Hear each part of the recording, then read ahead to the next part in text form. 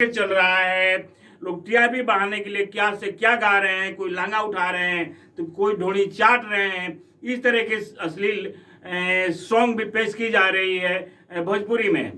लेकिन यहाँ हम देख रहे हैं कि आरा में इसको लेकर किस तरह के सिंगर हैं, क्या कुछ कर रहे हैं, उनसे हम बातचीत करते हैं। मनु राजी, पहले तो आपका पीएम तक में स्वागत है। सबसे पहले पीएम तक न्यूज और आदरणीय पीएम तक न्यूज के संवाददाता रामराज भैया और मनुराज के पूरा टीम के तरफ से सब लोग के नमस्तक प्रणाम, गोड़ छू के गोड़ लगा तनी पूरा भोजपुरिया समाज लोग के। ये हमने के भोजपुर जिला है, खाटी भोजपुरिया लोग रहेला आ गाना भी खूब सुनेला। जी जी जी जी। अभी मार्केट में कौन गाना रहा धूम मचौले बा, पहले सुने हमरा। अभी तो एगो हमार गाना विवाद में पूरा आ गेल बटुए और शेयर भी कहीं तो बहुत लोग कहले कि मनु तारा मुहे ठीक नहीं क्या लागत, तो गा के हम सुनाओ तनी। सुनाई। आइटम सॉन्ग बटुए समियने टाइप के बा, दिल पना लेवे के होई। गाना बा कैसे लईकी पहले कहत तरी हई बंगाल के नचनिया कटा बानी अचल गोली बंदूक जहाँ जानी, हाँ दूर हट बाबू हमारा से पास ला। मनुआ कहता कि लो हई बास लो लहंगा में धास लो हई बास लो लहंगा में धास लो। ये आइटम सॉन्ग बा। मनुराज जी लहंगा में का धास लो तने करे क्लियर करें बात बाहरा जिला। देखिए बात ऐसा बा कि जब नाचो तारी समियाना में नृत्यांगिनी जेकरा के हमनी के लड़की लोग डांसर लोग कहनी जा, तो बहुत लोग के देखी ना बूढ़ लोग के कि अपन ले बास ऐसे ऐसे कर चले ताबरा एक पे याद करे ये कार्यक्रम करत रही कि बड़ा बढ़िया टॉक बा तो हम गा देनी एकरा के दिल पर नहीं खलेवे कि मिजाज गीत बटुए सब लोग सब सुन सकत नहीं मनुराज ऑफिशियल पे भाई। अगला गाना कौन था? ओकर बाद एगो गाना बहुत आप लोग आशीर्वाद दे रहल बानी, जगह पर पगहा बांध के जा। जगह पे पगा जी। अच्छा, एक और अर्थ बा हमरा भी गाना के भाव भाई है कि झूठा हूँ के राजा रउआ चिंता में बानी आ मन बावे छूटा तो खूटा पन मानी, आ झूठा हूँ के राजा रउआ चिंता में बानी आ मन बावे छूटा तो खूटा पन मानी, रसोरी से दोनों गुड़वा छान के जाहो, रसोरी से दोनों गुड़वा छान के जाहो, आजा तारो घरवा से बहरावा जगह पपगा पिया बांध के जाहो, ए राजा हो जा तारो घरवा से बहरावा जगह पपगा पिया बांध के जाहो। मनुराज जी ये भोजपुर जिला है, एक छोटा सा लोग कहेला कि एचर गुड़वा बनहाला शायद दो गुड़वा ना बने। देखिए तब तो ओकरा रुआ पे ओमे पगहा लगा दे। जो पूछा तनी रामराज भैया एकदम सही पूछा तनी। ये गाना के सात्विक सत्य यही बटुए कि गाय मरखा बिया चाहे भैंस मरखा बिया, ठीक बा। और ओकर बाद उनकर पत्नी बाड़ी तो कहत रही कि देखिए हमारा से समार खाई ना, एक काम करी और वो जगह पर पगा बांध के जाई तबे काम धाम करे जाई रुआ, तो हमारा बस के बात नहीं के। तो गाना के भाव ही बा। बैलून वाला भी गाना आपका खूब जी नाच रहे नचनिया कूदी कूदी गाना सृष्टि भारती जी और हम गईले रहनी, आप सबके घर के लइका मनुआ गईले बा हैं कि लड़की कह तरी करस लाइन बा कि हमके बूझा न चिरई तू खुदी बुदी, तो हम कहले बनी कूदी कूदी कूदी कूदी कूदी कूदी हो रामा कूदी कूदी तोनी नाच रे नचनिया कूदी कूदी ना तो दुनु बैलून कौनो छुदी तोनी नाच रे नचनिया कूदी कूदी ना तो दुनु बैलून कौनो छुदी यो चल रहा बा। मनुराज जी अभी लग रहा है कि अभी विवाद में चलेंगे, क्योंकि अभी पवन खेसारी की विवाद थमा नहीं है, अभी पूरा मार्केट में ही चल रहा है, एक दूसरे पर लोग क्रिटिसाइज कर रहे हैं। तो लगता है कि अभी विवाद में जाएंगे क्या पवन खेसारी की तरह? देखिए अब ये जो बात पूछनी है कहल बा कि भोजपुरी में पढ़ा लिखा इंसान, ठीक बा, और खास कर गीत गौनी में होखल जरूरी बा।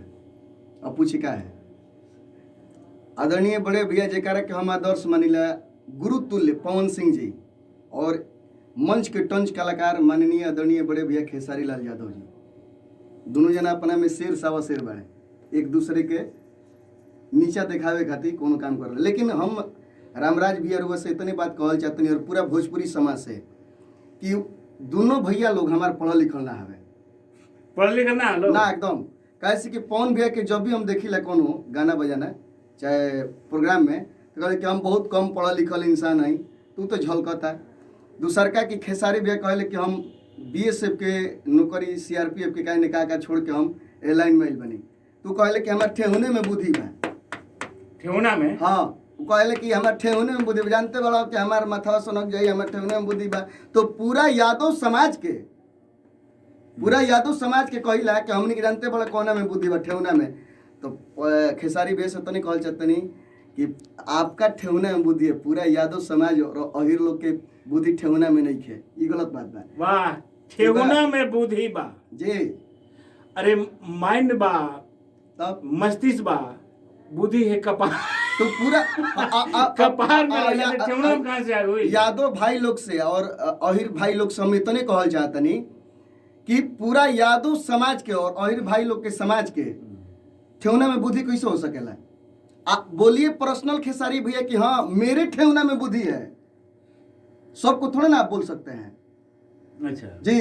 अभी एगो विवाद भइला बक्सर में, अखिलेश कश्यप जी कहनी है, बोलेले रहनी कोनो शादी फंक्शन रहे तो कहतनी देखिए पढ़ल लिखल इंसान कोई भी बोलता है तो सोच समझ के बोलता है। कहतनी कि आप लोग का यदि सहयोग रहा तो मेरे घर में हर 9 महीना पे सोहर गवाएगा, माने पूरा जनता के सहयोग तो रही तबे तारे घरे सोहर गवाई। काम कर लेगा भाई रहेगा कहत मैंने एगो पवन भैया बात कहना कि सोहर बजाओ सोहर बजाओ सोहर बजाओ, पूरा कहले रही पवन भैया कि सोहर बजाओ सोहर बजाओ सोहर बजाओ। तो एक में खेसारी भैया का कहते नहीं कि जनता लोग का सहयोग रहा, बात समझिए जो हम बोल रहे हैं, जनता लोग का सहयोग रहा तो मेरे घर में हर 6 महीने पे 9 महीना पे सोहर गवाया जाएगा, मैंने जनता के सहयोग से तारे घरे सोहर गवाई। अच्छा, बुद्धि वगैरह ठेहुना पर जी, तो मैंने ठेहुना पर बुद्धि होना जी, मैंने सिर्फ पर्सनल किसी सिंगल आदमी के इंडिकेट कर रहा है कि पूरा जादव समाज, पूरा जादव समाज को बोले कि जानते बारो कि हमने के कहाँ बुद्धि रहला है में ठेहुना में। भैया आप ही के समाज के आदरणीय गरीबों का मसीहा पद्म श्री लालू प्रसाद यादव जी, तेजस्वी यादव जी, तेज प्रताप यादव जी, आप ही को लोग का समाज का ना है जी। मान सम्मान कहाँ बढ़े बड़े पूरा हिंदुस्तान ना पूरा। अच्छा मनोराज जी, अभी पवन खेसारी की विवाद थम नहीं रहा है जी, जोरों से चल रही है, कभी उनकी बेटी पर लोग गाना गा करके ये कर रहे हैं, एक ऊंच नीच दिखाने की भावना जो चल रही है भोजपुरी इंडस्ट्री में, उसके बारे में क्या कहेंगे आप? देखिए अब भैया एगो सबसे पहले भैया एगो बात बोल रहे पवन भैया कि हम लकीर खींचे हैं और उसी लकीर पे आप लोग चल रहे हैं, ठीक यही ना विवाद हुआ था स्टार्ट में। लेकिन उससे पहले भी पवन भैया गीत गाए थे 16 बरिस के खजानवा हो के जादव जी नेवानवा, फिर उसके बाद बबुआन के जान हो, फिर उसके बाद एक खेसारी भैया विवादित गीत गा दिए।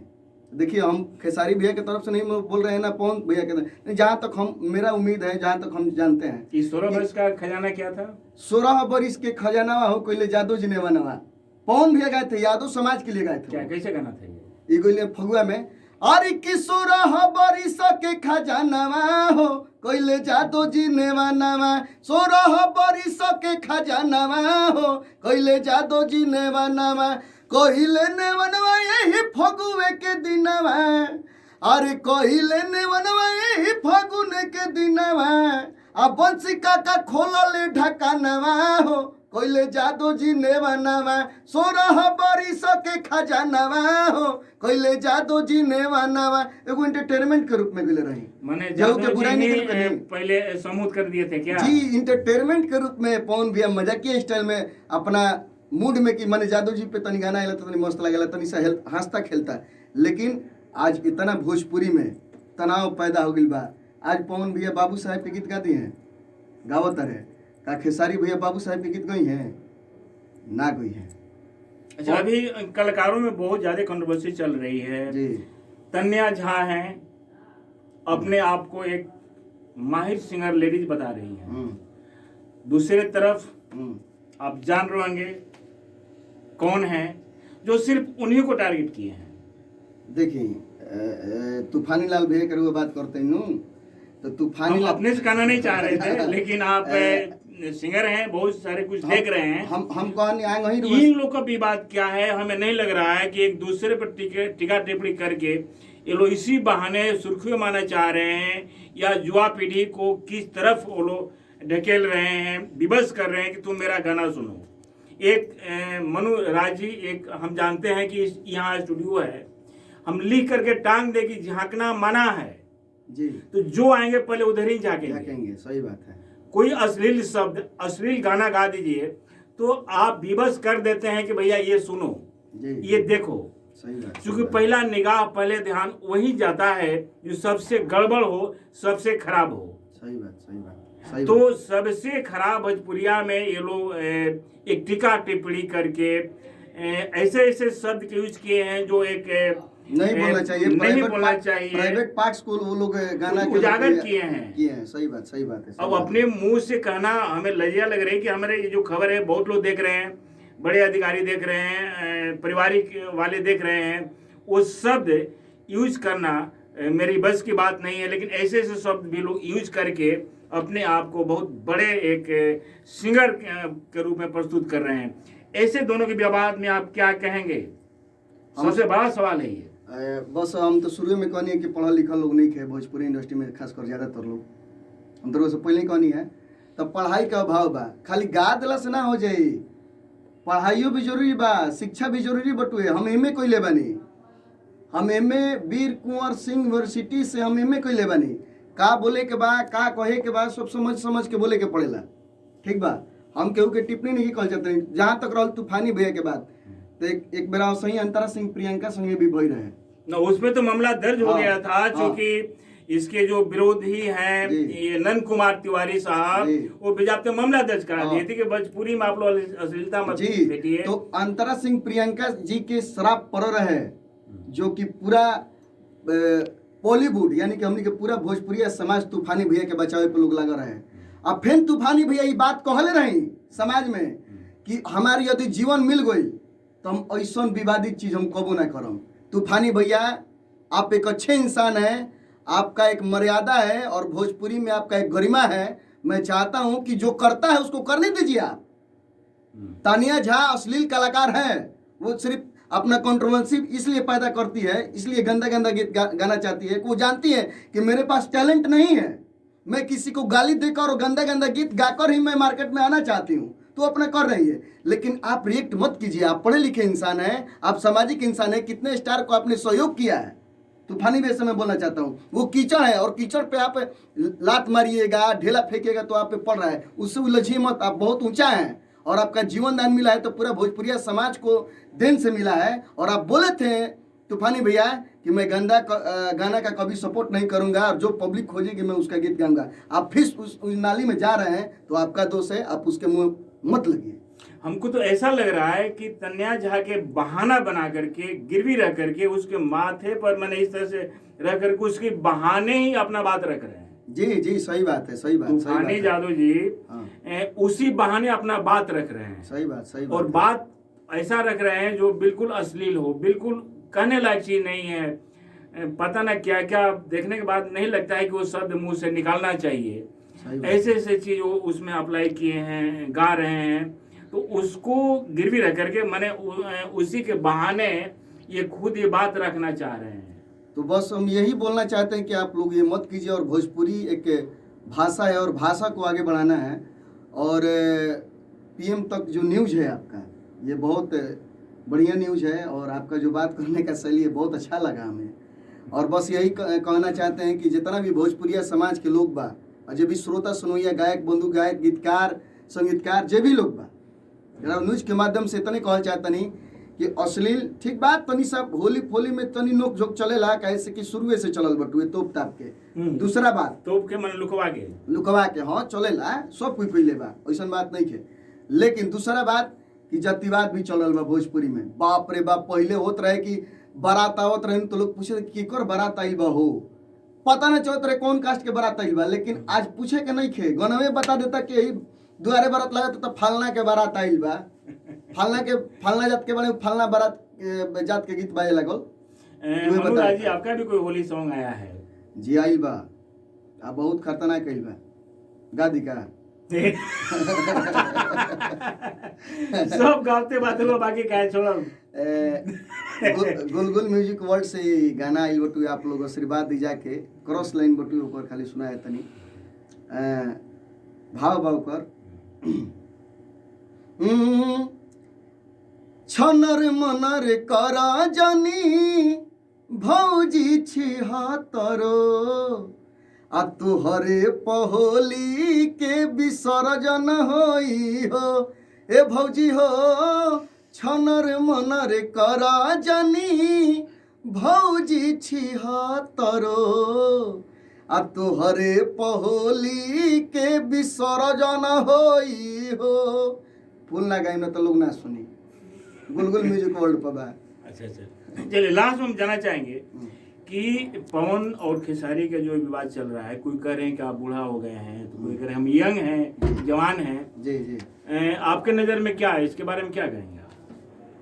देखिए हर कोई की उम्र होला, हमारा जहाँ तक उम्मीद बटुए कि बहुत भाई लोग के पोस्ट देखनी है तो खेसारी भैया मात्र 2 महीना छोट बड़े पवन भैया से, अच्छा। तो वो बूढ़े हो गए बड़े, तो अब गाना उना में चले दी जा रहे सबे, बहुत भाई लोग प्रयास करत रहे, बहुत भाई लोग बढ़िया बढ़िया गीत गावत रहे, तो आगे बढ़े दी जानी रहू भैया कहला ही बड़े कि आप लोग प्रिंसिपल आप यूनिवर्सिटी में पढ़ रहे हैं, आप प्राइमरी स्कूल का क्यों तैयारी कर रहे हैं? ये पंकज सिंह जो विवाद खड़ा कर दिए थे बेटी पर गाना गा करके कैसे लाल, जी जी, क्या ये गाना गाना चाहिए? क्या किसी बेटी को टारगेट करना चाहिए? अब इतने बात समझ लें कि खेसारी भैया जी हमरा और बहुत बड़ा समर्थक हैं, लेकिन आप खोदना बंद कर दीजिए सभी को, आप ही खोदते हैं तो सारा विवाद स्टार्ट होता है।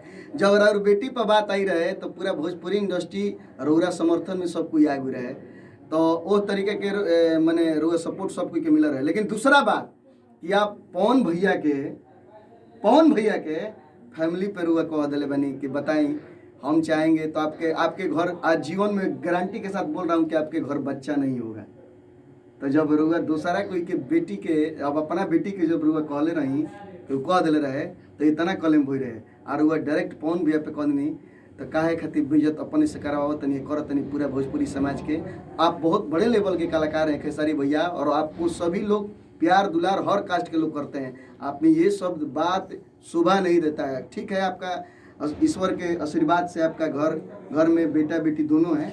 मनोराज जी, जो भी दर्शक हैं पीएम तक का या फिर आपके जो सॉन्ग सुन रहे हैं, उनको किस तरह के आप सुझाव बधाई शुभकामना देंगे? बस होली है, मजाक चलेला और बस एंजॉय करत रही। और एगो हमरे पीएम तक न्यूज़ के माध्यम से वो कहल चाहतनी कि एगो हमार मनोराज ऑफिशियल चैनल बटुए और मनोराज सिंगर ब्लॉग भी एगो चैनल बा, उनकी फेसबुक व्हाट्सएप सब चले लटुए। और बस उतने आशीर्वाद चाहतनी कि बस मनोराजवा के और मनोराज के पूरे टीम के आशीर्वाद दी, और जाने अनजाने में पीएम तक न्यूज़ के माध्यम से कुछ हमारा से गड़बड़ बोला भी लोग के, तो खेसारी भैया के फैन हो